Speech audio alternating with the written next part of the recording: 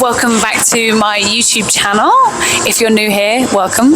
Today I thought I would do a pull-up crash course. I used to be able to only do one pull-up. This is what that looked like.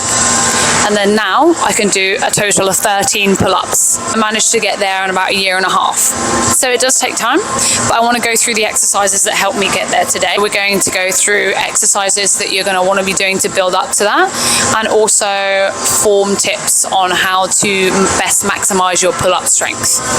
My number one tip for learning how to do pull-ups is your grip strength. What I mean by grip strength is how well you can hold your own body weight. So climbers have great grip strength because they're used to holding their own body weight on crevices and things like that.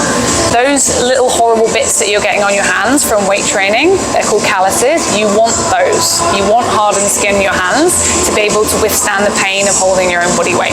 First off the bat, we're going into dead hangs. That's the number one exercise which is going to help you improve your pull-up strength. Literally hanging from a bar and just staying still. I would recommend starting off with 3 sets of 10 seconds if you can't hold your body weight at all. Try and increase by a few seconds every week. I was relatively fit when I started my pull-up journey anyway, so I could do 30 seconds quite easily.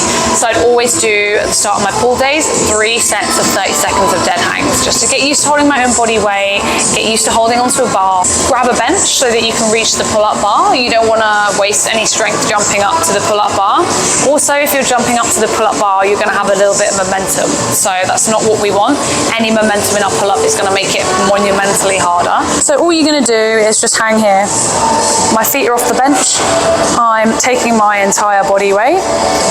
I've got my fingers gripped around the bar, but I'm not wrapping my thumbs round. So that's the difference between a pull-up and a chin-up, is that I keep my thumb over the top of the bar. So I'm just holding it here. It's quite comfortable for me. I could probably hold this for a minute. You do feel your entire body weight holding or pulling on your shoulders. So you do need to have pretty good shoulder strength as well. This is super good for your spine as well. It helps to lengthen it out. Anyone with back pain, dead hangs are amazing for taking the pressure off your lower back. I'd always recommend doing 3 sets of those for however long you can do them, even if you can do them 1 second or 30 seconds, a minute, whatever. Anywhere is a good starting point, and you're going to progressively overload your time on that. You can see my calluses here. They are very worn out. My hands look like a pile of crap. This is extremely important for your grip strength, okay? So in order to have these calluses, keep them. Do not pick them off like I used to do. When you're holding the bar, don't hold it like this with your thumb underneath. You want to wrap your thumb over the top, almost like you're holding it like this, like a monkey grip. Instead of having my thumbs underneath, which is very uncomfortable, if you're doing a pull-up or any back movement, I tend to wrap my thumb around the top. You don't want your thumbs like this, you want them all over the top of the bar, like that. Next on the list, we have scapular retractions. So when I talk about scapulas, or scaps for short, we're talking about our shoulder blades, especially the back part here. Most pulling movements, in order to get in the correct alignment, you need to be tucking your scaps or your shoulders back and down. That position there is so important for a lot of the pushing and pulling movements that you do in your weight training. I would recommend doing 3 sets of 8 to 10 scapular retractions after doing your dead hangs to get used to that initial part of the pull-up. Scapular retraction is basically the first portion of the pull-up movement. You're going to tuck your shoulders back and down. That's a scapular retraction. If you're not doing that part of the movement, then it's going to be a lot harder for you to do that initial pull-up. If you're letting your shoulders come out of place and almost just dangling and letting them come forward, then you've almost got an extra way to go. If you can think, retract your scaps and then start to pull, you'll be surprised how much stronger you are. Shoulders back and down. Think about tucking them into a back pocket. 2. So we're going to do 8 to 10 of these.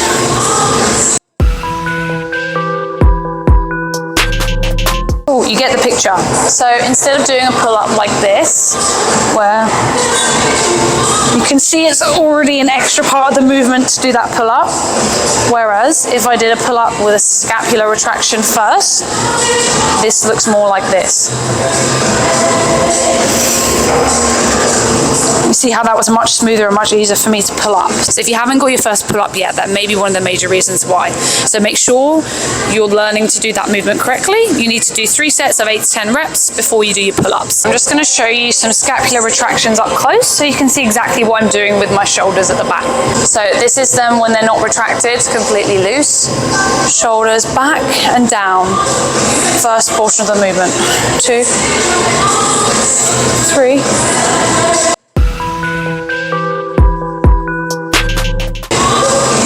Cool. So now you saw them up close, you can probably visualize now what I mean by that. So get your scapular retractions down to a T. Next up for pull-ups, we have the lat pull-down machine. Now, this is basically the same movement as a pull-up, but in a resistance format. Although it's great for getting your lat strength up, the main muscle that we use during a pull-up is our latissimus dorsi. So these bits down the side of your back here, and in order to strengthen those up, obviously the lat pull-down is going to be a great choice. However, it doesn't get you used to holding your own body weight, so that's why I recommend doing the scapular retractions, the dead hangs. This is great for building up lat strength, which of course you need, but you also need to be able to learn how to maneuver your own body weight. When you're using a lat pull down, if you can do 1 rep of your body weight on here, you're more than strong enough to do a pull-up. However, the 2 movements are different. Because you're seated and you're doing a resistance machine, of course it's going to be a lot easier than pulling up your own body weight, where you're unstable, you're wobbling about, and there's so many other factors in a pull-up, including your core strength, your shoulder strength, and your grip strength as well. So this takes out those limiting factors. So I definitely recommend this for strengthening the lats, but I wouldn't say it's necessarily the gateway to getting your first pull-up. 3 sets of 8 to 10 reps, depending on what you're doing. And remember, wider grip is going to target more of your lats. Closer grip is going to target more of your inner back, so your traps and your rhomboids. You're going to get a nice light weight.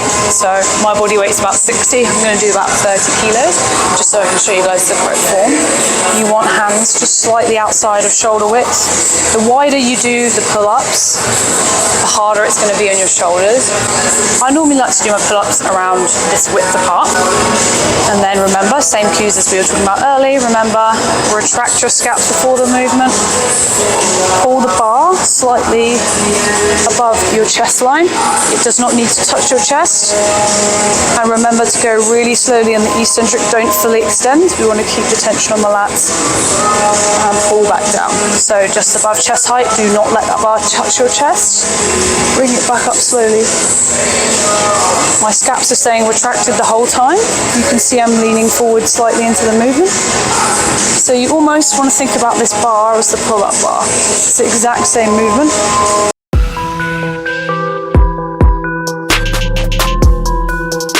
Let's see if I can do 1 rep of my own body weight and prove the theory that I said earlier. So we're going to try 1 rep of 60.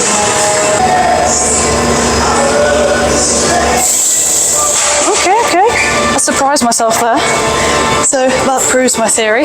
If you can do 1 rep of your body weight on the lat pull down, then you should be able to do 1 pull up, theoretically.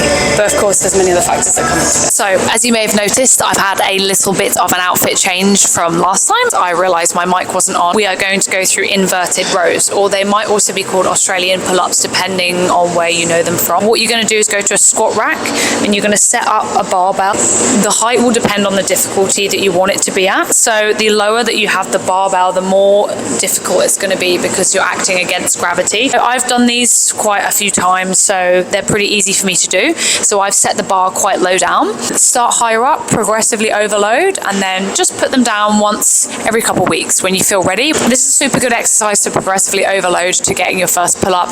And again, to learn core stability. If your back bends when you're doing this exercise, then you're doing it wrong, and it's going to be super difficult for you to do the pull-up. So I'll show you how firstly to do them correctly. You're going to start from underneath the bar. Obviously for me, that's being sat on the floor here. You're going to have your legs out in front of you. Now you might want to make this slightly easier by having your feet up like this. If you have your feet out in front, you're going to be taking the entire weight. Hands about shoulder width apart. Fingers over the top of the bar. Take your weight, pull up to the bar, slowly on the way down. You see I'm keeping my core tensed.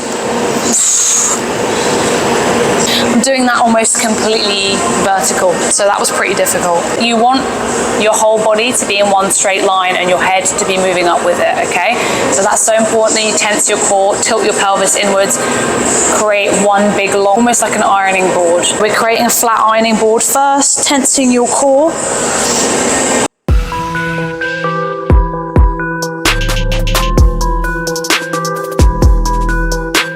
We're going to adjust it so that we can show you something easier. This is where you would start from if you can't do one full pull-up or you're just trying to get used to holding your own weight. I literally live and die by this movement for getting your first pull-up. It's what helped me so much more than the pull-up machine or band-assisted pull-ups. I live and die for this exercise. I can show you how much easier it is now that I'm not working against gravity as much. So you can just have your heels on the floor to make it a lot easier for you. Have the whole same stance here with both your hands kind of shoulder width apart, feet out in front. If you just let your heels take the majority of the weight, same things, you want to make sure you're retracting your scaps and keeping your core tight. Just because your legs aren't out in front of you doesn't mean that you can't keep your core tight. Retract your scaps, pull up. And I'm still pulling up a lot of my weight. It's just not as much as if the bar was lower down. I would suggest doing maybe 3 sets of 6 to 8 reps again, if you can, on the easier variation, or maybe even do 4 reps of the harder variation, then do 2 sets of 8 reps on the easier way. Put the bar back up and put your heels on the floor. Another real world experience is going to be a negative. So what I mean by a negative is just doing the eccentric portion of the exercise. The concentric part, think about concentric as contraction, so the bit where you're pulling. So the initial pull-up movement, that's the contraction. Training the negatives is going to help you control the movement on the way down. Negatives with any movement is going to help with your strength. For example, if I'm trying to get a 62 kilo bench, even though I can't do the 62 kilos, I just get someone to lift it off for me, go really slowly on the eccentric, and then someone will help me with the concentric. Going slowly and controlling the negatives, even if you need help with the concentric part, the main part of the lifting, can significantly help you bust through any plateaus and can help your strength. You're going to go somewhere where it's got a step up to the bar already, or you're going to go somewhere that you can put a plyo box underneath. You can almost jump up to the bar and just lower yourself down onto the box. It's going to teach your lats how to control your body weight on that eccentric part of the movement. So I'd start at the top of the movement, which is already here, which is good. So I don't have to jump up from the box. I don't have to waste any energy doing that. And I just do the way down like this. And then you can just take yourself off the box like that. That's the only portion of the movement you need to do, but it's going to significantly help with your pull-up strength. There's a few reasons why I wouldn't recommend the pull-up assist machine to get your first pull-up, and the reason for that is similarly to the lat pull down. It's not teaching you how to hold your own body weight because you're being supported by a resistance, a weight. You're not training your calluses on your hands, you're not training your grip strength, and you're also not training your core stability. So in order to do a pull-up, we always keep our core super tight, and if you're not doing the dead hangs and the real-time experience without any support, then you're not getting in that core stability that you need. There are so many different moving parts to a pull-up. It's not just about the scapular retractions and your lat strength to pull you up, it's also about your core stability as well. And for me personally, I spent years doing the pull-up assists and never ever did it help me get a single pull-up. I would always recommend in your home gym picking your favorite pull-up bar. So for me, I always love these ones because the grips are slightly curved, so it's not a completely straight bar. I don't like the bars that go all the way through, but just find your pull-up space. Find where you're going to do these exercises consistently, do them in the same place so you get more confident. For example, if I change pull-up bar, if I change to one I didn't like or one that I haven't used before, even in a different gym, my pull-up strength would significantly decline.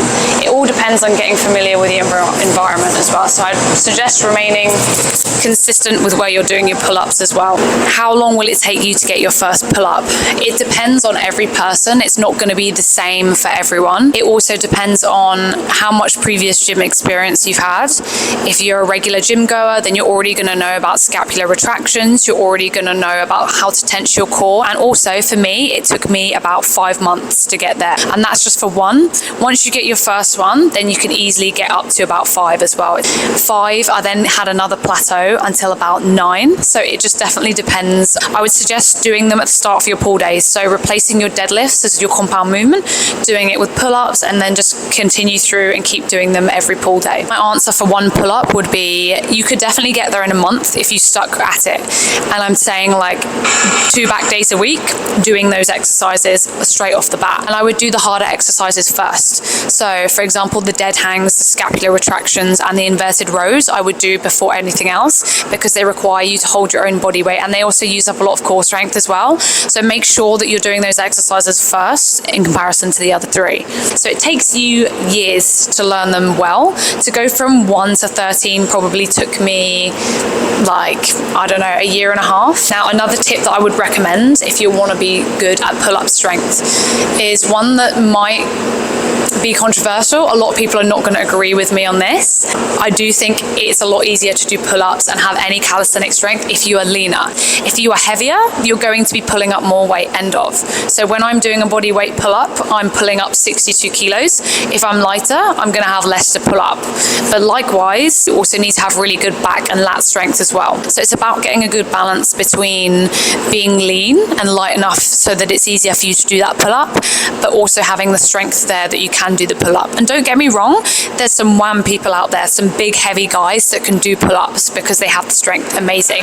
But if you look at people who specifically do calisthenics, then they're always quite lean. They have a low body fat percentage. When I've been training for power building, powerlifting, squat, bench, deadlift, when I've been putting on weight in a calorie surplus, when I've been bulking, my strength goes up. So when I can deadlift heavier, when I can squat heavier, and when I'm at my heaviest weight-wise, it is so much harder for me to do the same amount of pull-ups. So in terms of it, yes, scientifically, if you're heavier, it's going to be harder for you to pull up your weights because you're heavier.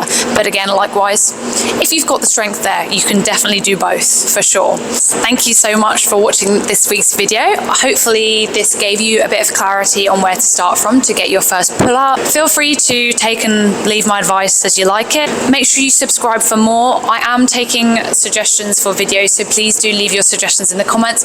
I'd love to know what you guys want to see. Like, I know I only have like a small amount of subscribers, but I love you all and I want to know exactly what you want to see from me. But make sure you're subscribed. I love you all and I hope you're all having an amazing week, and hopefully this helps some of you guys. See ya.